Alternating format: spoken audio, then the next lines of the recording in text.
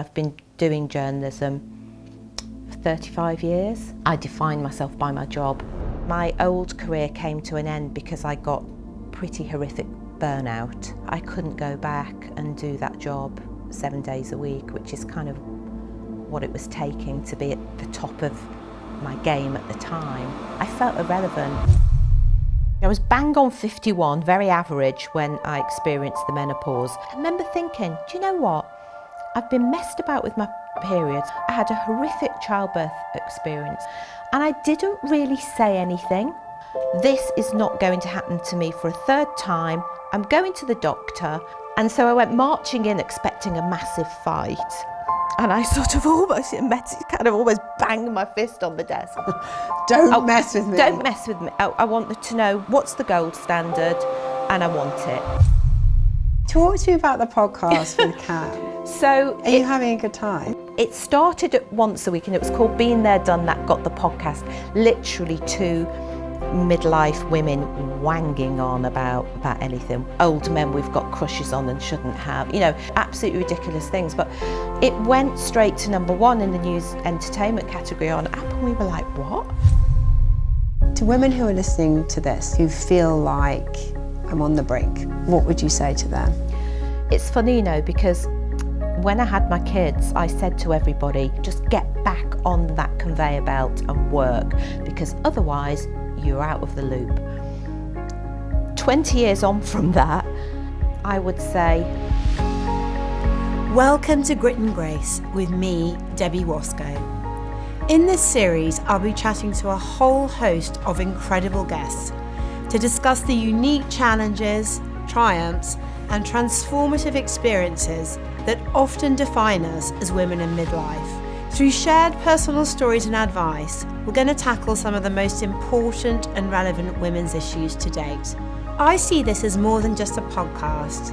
It's a movement to change the narrative around midlife, so that women see their second act as a time of opportunity, renewal, and excitement. So join me, Debbie Wosskow, on this journey of grit and grace, sponsored by The Better Menopause, science-driven solutions for women in menopause.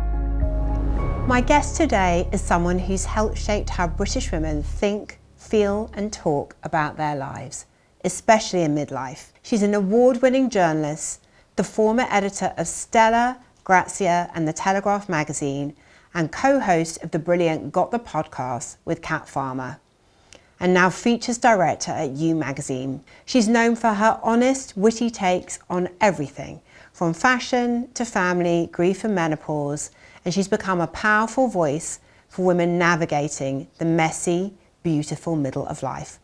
Welcome to Grit and Grace, Marianne Jones. Hello. Thank you for joining me in my living room on this sunny day. Thank you for asking me in this gorgeous living room, this gloriously sunny day. Thank you so much. Now, Marianne, you have had an incredibly varied career and you've edited some of the top women's magazines in the country. What are you doing now? Frame where we are at this moment in Marianne's life. Well, I guess where we are now is at a very nice stage of my life because I've chosen to work 2 days a week in an office. I'm now at You magazine, where I jointly features direct the magazine. That was my choice. I created a job share because I didn't want to do full time. I'm the ambassador for Dementia UK. I write.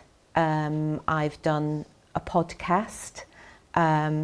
I've kind of got, I don't know, would you call it a portfolio career? That sounds quite grand. That's a portfolio. Be grand. We're all about embracing grand on this podcast. Well, why not? I think I've got to a stage of my life, Debbie, where I'm sort of doing now what I would have, not that I ever set out to do it. I thought I'd be in the same job for life, really, in the same field.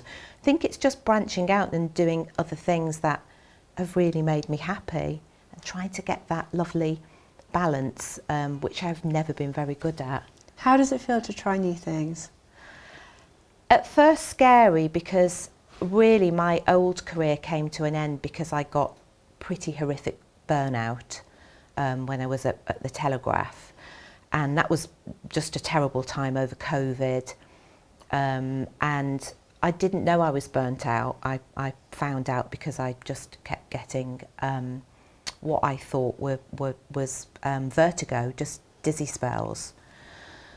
And it turned out I eventually went to the doctor after I'd done a full day's work one day. Didn't want to go during work time. And he said, you need to go to hospital. Your heart rate it's borderline hypertensive. I had to go, well, straight away to kind of get a load of drugs bagged up for myself, 2 of which I'm still on because my heart was just pounding at a terrible, terrible rate. And it wasn't vertigo, it was my heart telling me to stop. Saw a cardiologist, and he said, look, you're nearly 56, you can't go at this rate, because he asked me to rate my work stress on a kind of scale of 1 to 10, and I said it's probably 11, if I'm honest. And he just said, you can't keep on, it's ridiculous, this life's ridiculous. So he signed me off sick. I don't think I've ever had a day's sickness. You know, I'd never even had COVID, for God's sake. I'd never had anything. And I went from not having a day's sickness to having 6 months off, and then deciding really, kind of at the time, reluctantly, that I couldn't go back and do that job 7 days a week, which is kind of what it was taking to be at the top of my game at the time. How did it feel to have somebody say that to you? Well, he said it, and then my husband said it, and then 2 friends, one of whom is a very top political journalist, and his wife, who is in the medical profession, and they all said, are you crazy? You can't go back. And I thought about it, and I thought, I don't think I can either, and it was awful. It was awful. Did it feel like a loss? It was terrible. Describe it. Well, it's like being on a sort of fairground ride where you're spun around on a waltzer, and I felt like I'd been flung off onto my sofa with my cockapoo. No, I felt like no one was calling me. I was used to getting hundreds of emails a day, and I'd gone from wishing nobody would email me to looking at my emails and thinking, nobody's emailing me, I'm irrelevant. I felt irrelevant. I defined myself 100% all my life, and I've been doing journalism for 35 years. I defined myself by my job. It overrode everything. You know, I had 3 months mat leave with my first boy, and I don't know how I survived that really, because it was a terrible birth. Awful C-section, everything went wrong. I'm not even sure I was physically fit to go back, but I did, 3 months. And I just kind of clung on. I just was not prepared to give up the career that I'd really, really bloody worked for. And it felt awful. It felt like a bereavement. I felt irrelevant. I never thought I was status driven, and I still don't think I am particularly, but it really hurt when people that you'd known and were your friends suddenly didn't particularly want to know you. Not my real friends were amazing, and I found out who they were very much. And you find out an awful lot about yourself, and you find out an awful lot about the people around you and the support you get. So it was like a bereavement, and it must have taken me a year to figure out who I was. How did you do that, Marianne? This podcast, a lot of what we talk about is the practical. So what did you actually do? So you're on the sofa with the cockapoo, having got the diagnosis, and somebody has drawn a line for you that you probably weren't going to draw for yourself. Yeah, totally. And then what happens? I actually was approached by an agent. And I thought, why do I need an agent? But at that point in time, she was a real lifesaver, and she said, you can do all sorts of things. I'm like, well, what can I do? I've been a journalist all my life. I don't know how to do anything else. And we're talking old media. You know, I started in the 80s. Yeah. And I hadn't really fully embraced anything. She got me kind of consultancy work again, which I'd never thought about for brands. which was quite well paid actually. It made you think why we were in journalism for all those years. Not for the money. On a pittance. But and so I got a few jobs from her, and then I thought, well, there's another world out here actually. And then a friend of mine who's got so many followers on Instagram, Kat, she said, oh, darling, let's do a podcast. And I thought, podcast? Well, I haven't got a clue about what do I do? And of course, it was like amateur hour. I mean, it's nothing like what you've got here. And I love so it. It was ridiculous. Okay, so talk to me about the podcast with Kat. So are you having a good time? Well, we actually don't do it anymore because we've sort of just moved You've on. grown But out for of it. 2 years, Yeah. it was. How often? Well, it started at once a week, and it was called Been There, Done That, Got the Podcast. Literally 2 midlife women wanging on about anything, what you've watched on telly, the menopause, old men we've got crushes on and shouldn't have, I mean, ridiculous, absolutely ridiculous things. But it went straight to number 1 in the news entertainment category on app, and we were like, what? I've just done it on my really old laptop in my shed, or I'd go to her house with really terrible microphones. And we honestly, Debbie, we didn't know what we were doing. We were just hooting, laughing, we were drinking wine. And it just resonated, I think, with our demographic, our, people who quite often have not really had a voice, or people for whom they were just being fed stuff about menopause, and not really having fun with it. No. And we were very much talking about, yes, we do talk about menopause, talk about ours quite a lot, but we don't just define ourselves by that. Yeah. Actually, we can have a right laugh. We can talk about 1,000,001 other things where we are in our lives. And it just resonated with our kind of core audience, and went to number 1. And we were getting, ads, and we were doing pretty well. But podcasts don't really make a lot of money unless you're maybe with Goalhanger or, And it just got to the point where it became quite a lot of work. And then it became so popular we had to do 2 a week. And then it's even logistics. Oh, am I going to your place? Are you going to mine? She's really busy. I'm a bit busy. And we just sort of, we kind of got there, and then we just decided one summer when we'd both had a break that we'd kind of achieved what we wanted to. Done. And we were done with it and moved on. But then that was another skill set that I never knew I could do, or even thought about doing. It was really good fun. And so now I'm dipping my toe in lots of different waters. And then this job with You magazine just came up, and I was asked, would you do this full time? How was it being back there? Oh my God, I love it. Really? Because it's everything, it's the stuff that you loved and lost. It's the stuff that's in my DNA. Yeah. So, and also I hadn't realised I do miss an office. Yeah. When you just go in and chit chat, ooh, bar Water this. cooler. Yeah.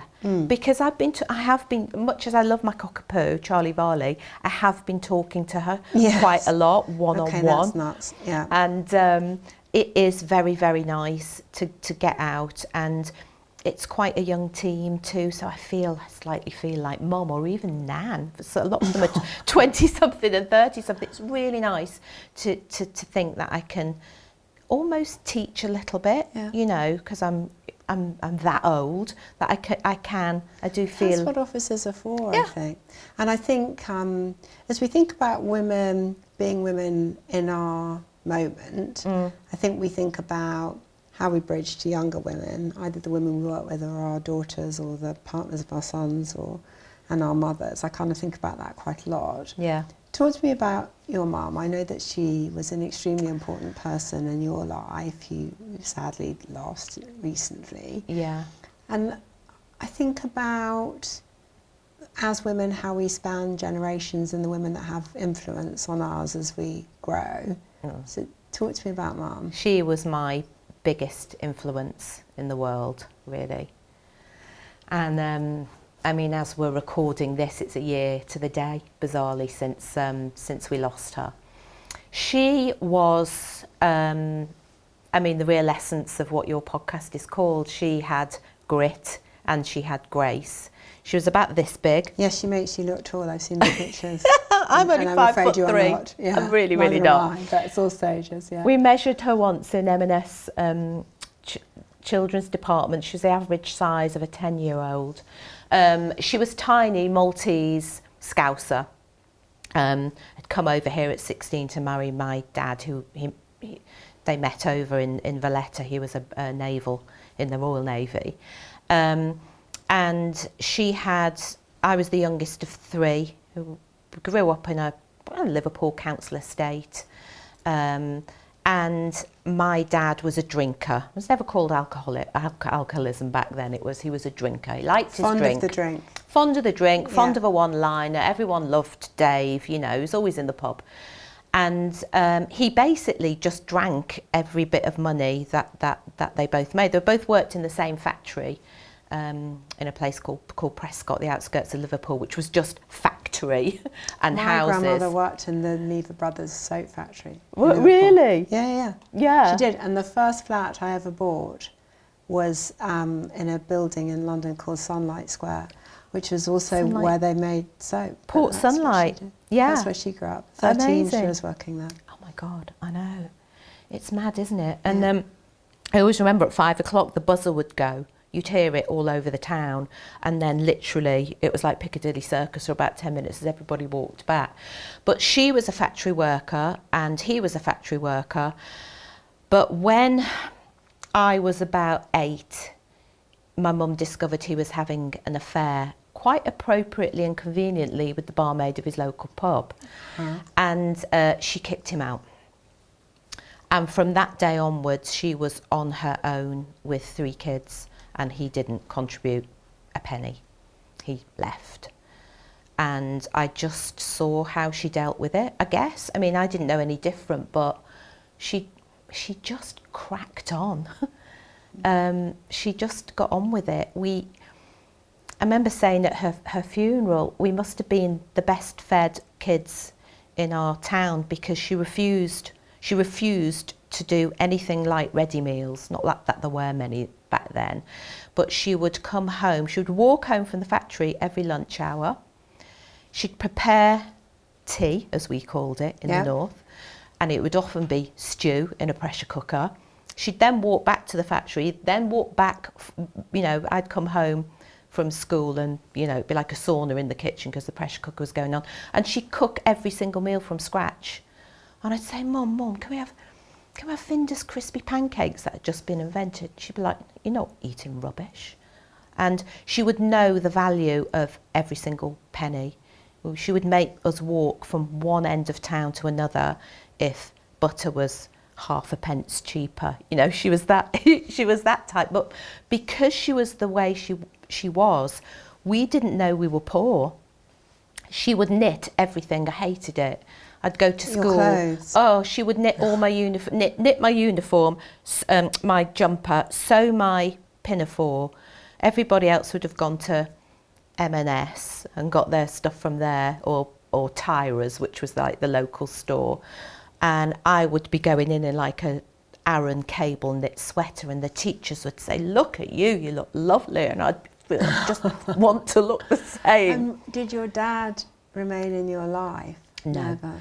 He basically made a half-hearted attempt at a couple of birthdays to kind of take me out to buy me a present. He could not wait to buy me the present. I remember one time I wanted a Swiss musical box, a little ballerina in the middle that played, I think it was Love Story or something. He said, right, okay, we've got it.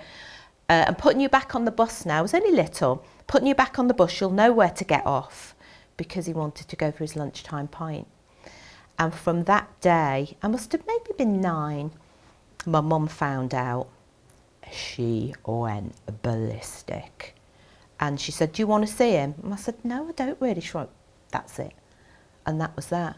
And she didn't she just left it. She's not seeing you. You can't even be responsible enough to put her on the bus.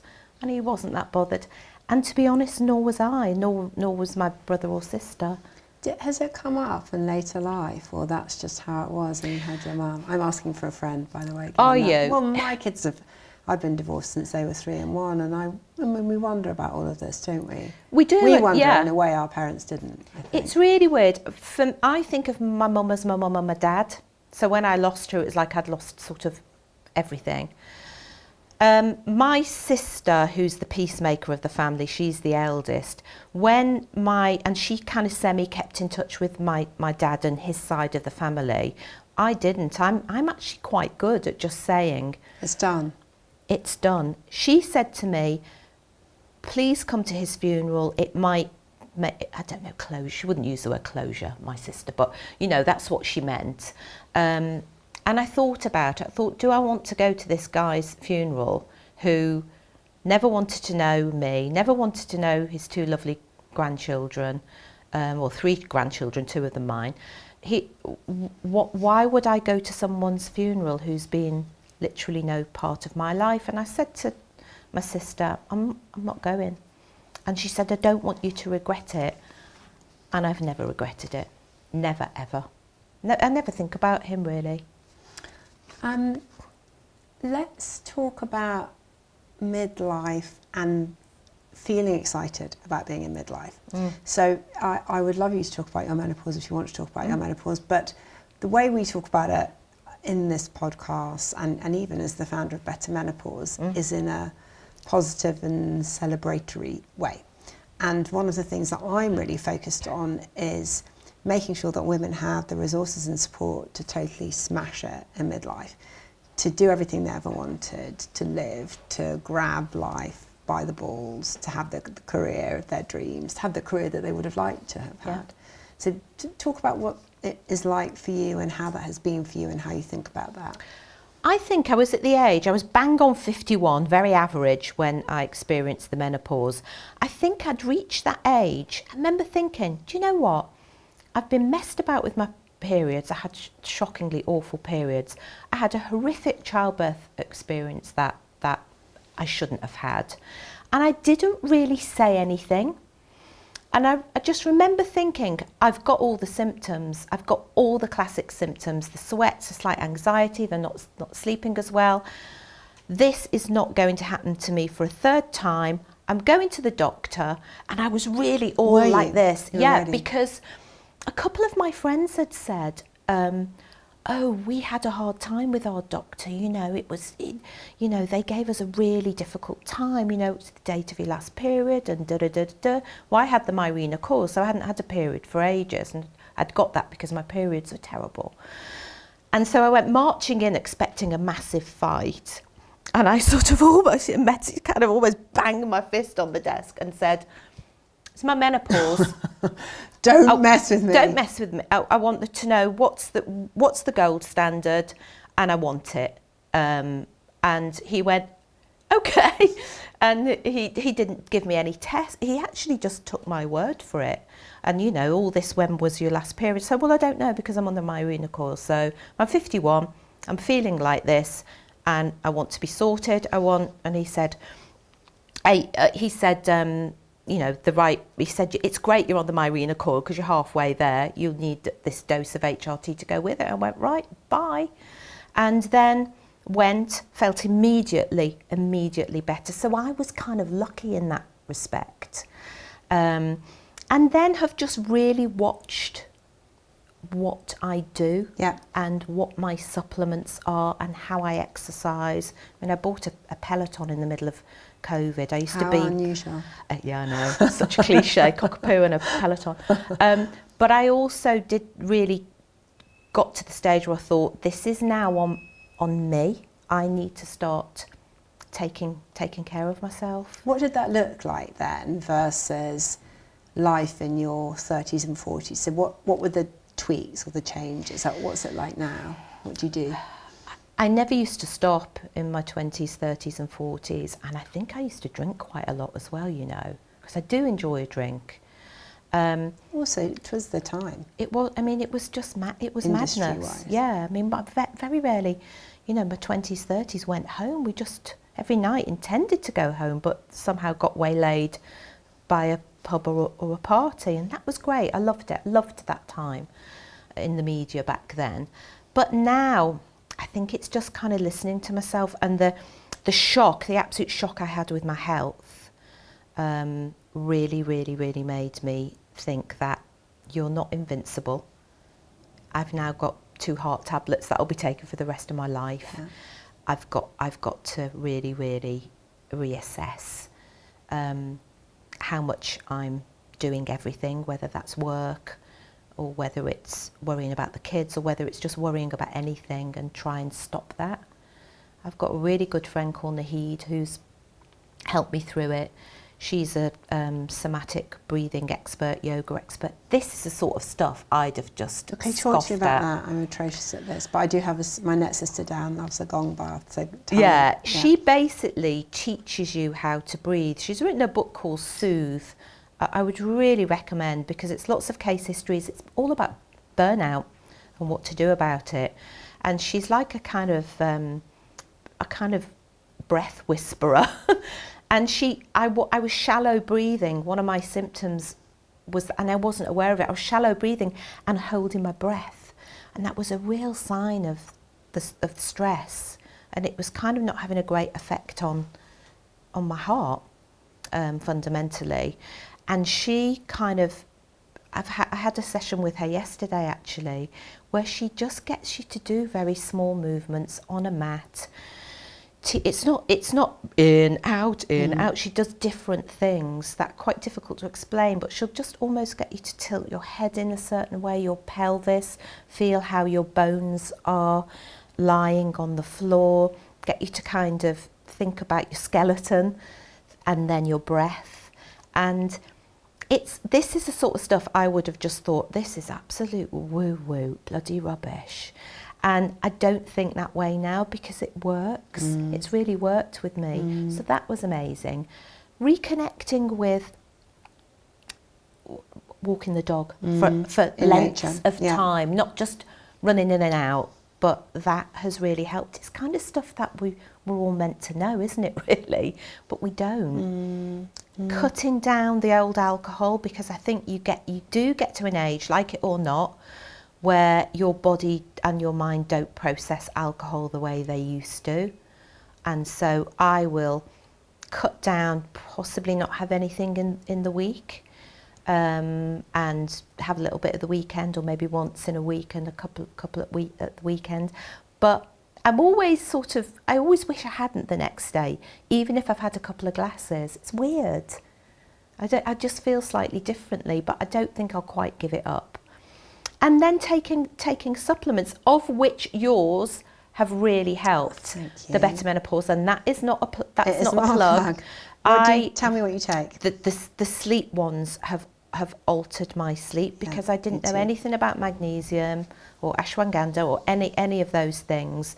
They have just helped to calm me, and have really, because again, sleep, I could sleep for England. I could get a medal in sleeping. Suddenly stopped.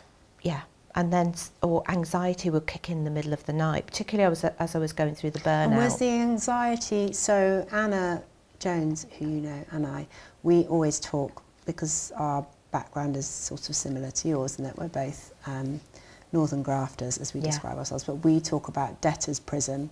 So the anxiety that both of us have is always financially related. I mean, I know that might seem a bit nuts and you're sitting in my head. No, but it doesn't. I'm going to a debtor's prison kind of. I have that. Like that. I have that, and that is because of our backgrounds. I don't particularly think about money, and I would have said I don't think about it at all, but if there's a point where I feel anxious about it, or that I'm not going to earn, whether you need to or not, doesn't matter. There's that anxiety there, and I will take work now that I possibly don't need to take, because I'm terrified of A, not working, and B, not earning money. And that's so true. I mean, I thought, because I'll be 60 in August, I thought, honestly, 60, that's me done. That'll be me done. I'm done. Which was naive. But A, I don't want to stop. And B, it's like, you know what, is that another 7 years anyway before I even get a very small state pension? I don't think I'm stopping. You might get an Oyster card.